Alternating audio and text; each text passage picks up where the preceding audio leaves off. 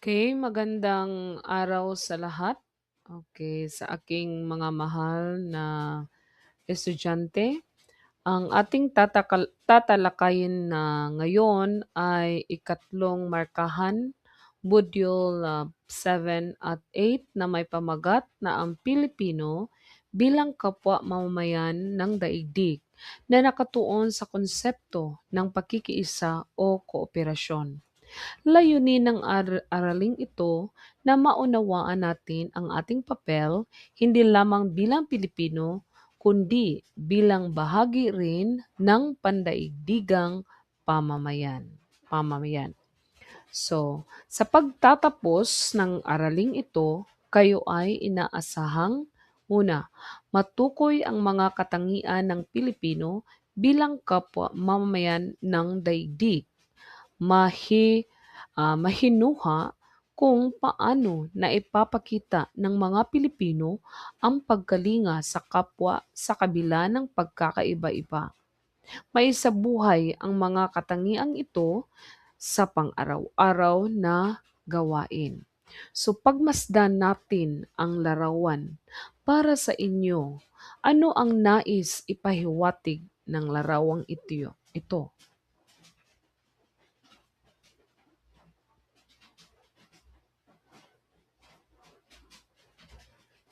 Okay? Merong tanong dito. Para sa inyo, ano ang nais ipahiwatig ng larawang ito? Kung isang batang Pilipino ang nasa larawan, ano sa palagay ninyo ang kanyang iniisip o sinasabi? Sa gawaing ito, gawa kayo ng meme upang malikhaing maipahayag ang inyong pananaw.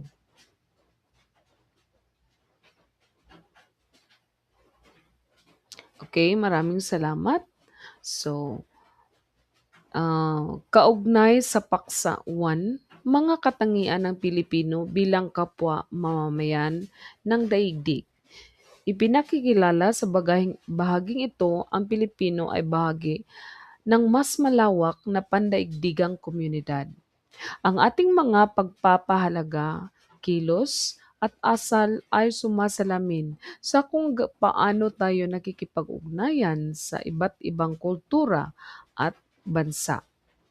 Ang pandaigdigang pagkamamamayan ay ang pagkilala na ang lahat ng tao ay magkakaugnay.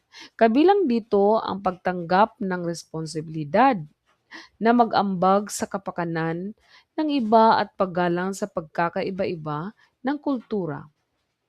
Ang pagiging mamamayan ng mundo ay nangangahulugang pagiging mulat sa mga pandaigdigang isyu tulad ng karapatang pantao, kapayapaan, at pangangalaga sa kalikasan at ang pagkilos upang makatulong sa paglutas ng mga ito.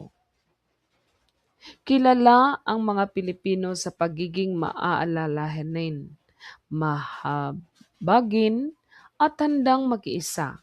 Sa kabila ng pagkakaiba ng lahi at kultura, patuloy tayong nakikilahok sa mga gawain na nagtataguyod ng pagkakaisa at kabutihang panlahat.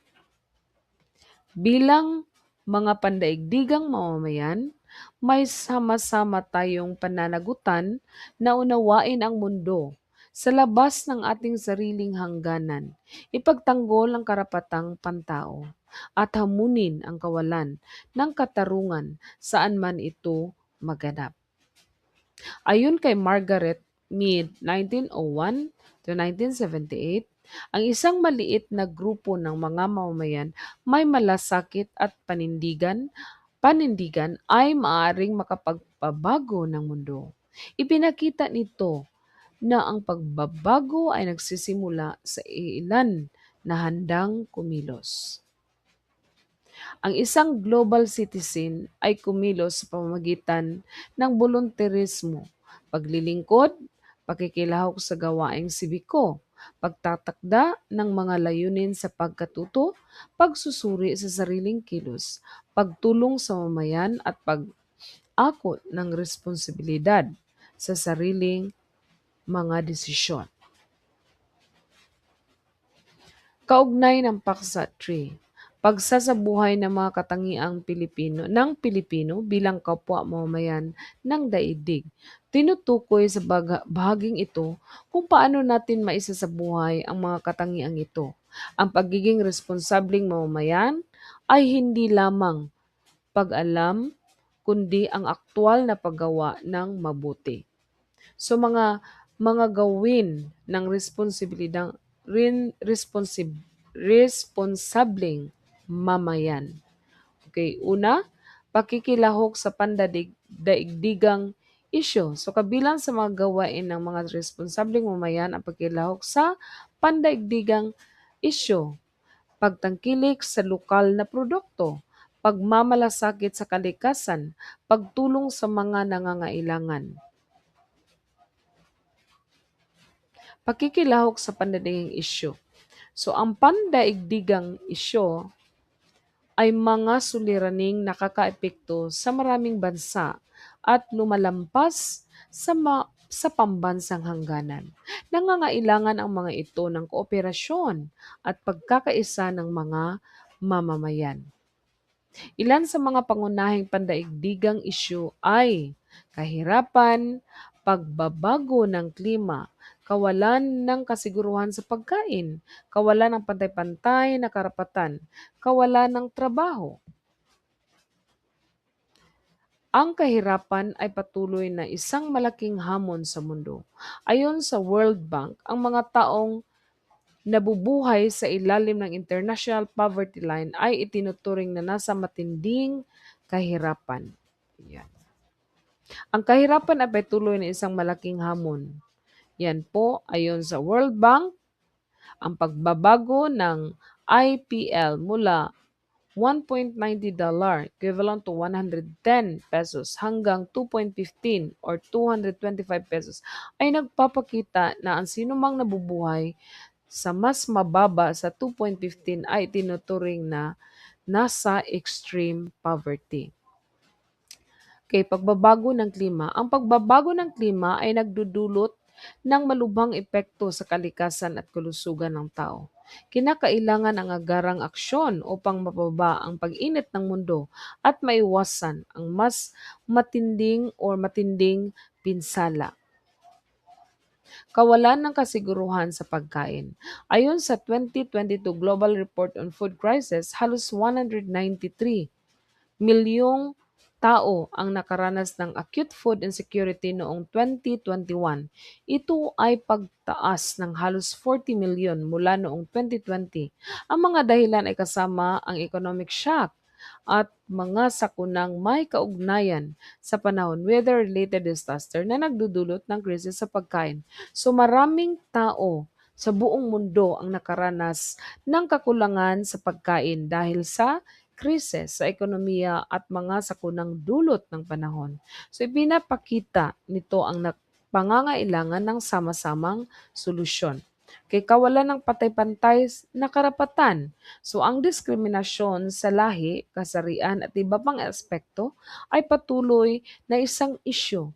Ang pagtangkilik sa pantay-pantay na karapatan ay mahalaga para sa isang makatarungan at maunlad na lipunan. So patuloy na umiiral ang diskriminasyon batay sa lahi, kasarian at iba pang salik. Ang tataguyod ng pantay-pantay na karapatan ay mahalaga sa pagbuo ng makatarungan at maunlad na lipunan. Kawalan ng trabaho ay nagdudulot ng kahirapan at stress sa mga tao. At paglikan ng trabaho at pagpapabuti sa labor market ay mahalaga para sa ekonomiya. So ang kawalan ng trabaho ay nagdudulot ng kahirapan at stress sa mga mamamayan. So mahalaga ang paglika ng trabaho at pagpapabuti ng labor market upang mapalakas ang ekonomiya. Sa kabuuan, ang pagiging Pilipino bilang kapwa mamamayan ng daigdig ay nangangahulugan ng pagkikiisa, malasakit at pananagutan sa kapwa at sa mundo.